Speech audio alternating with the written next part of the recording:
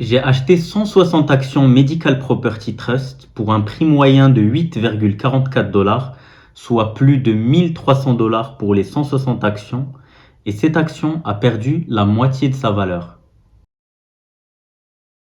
Medical Property Trust est un REIT, c'est-à-dire que c'est une action immobilière et qui est spécialisée dans la location d'instituts hospitaliers.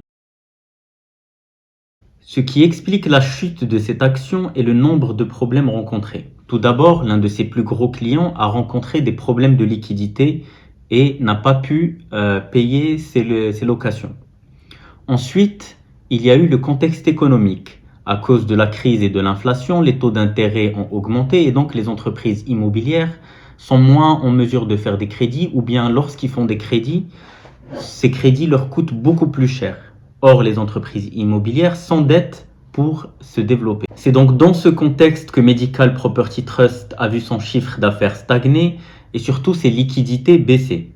Ça a affolé la bourse, le cours de bourse a chuté, il était il y a quelques mois de 12 $, aujourd'hui il est à peu près 5 $. Personnellement, j'ai perdu près de 40% sur mon investissement. Après, tant qu'on n'a pas vendu nos actions, ce n'est pas réellement une perte. Personnellement, je pense que le contexte économique, comme je l'ai dit, n'est pas favorable, donc c'est pas le moment de revendre cette action. Surtout qu'avec la baisse, je profite d'un dividende très lucratif. Aujourd'hui, je touche avec mes actions près de 17% de rendement sur mes dividendes. Après, pour remonter son cours de bourse, l'entreprise a dû couper son dividende.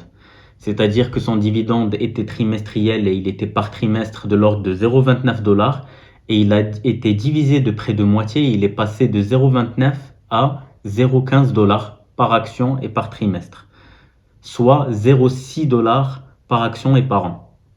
Ça reste quand même une rentabilité de l'ordre de 17%, ce qui est énorme.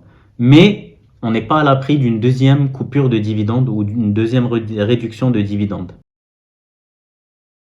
Personnellement, je pense que je suis suffisamment exposé sur cette entreprise, donc je ne vais, malgré la baisse énorme de son cours d'action, je ne vais pas en racheter. Par contre, je pense que c'est une entreprise qui reste quand même solide. C'est une multinationale implémentée partout avec de solides fondamentaux. Donc je pense que le contexte n'aide pas, donc il vaut mieux attendre. Et je pense que dans les 2 prochaines années, cette entreprise sera amenée à se redresser.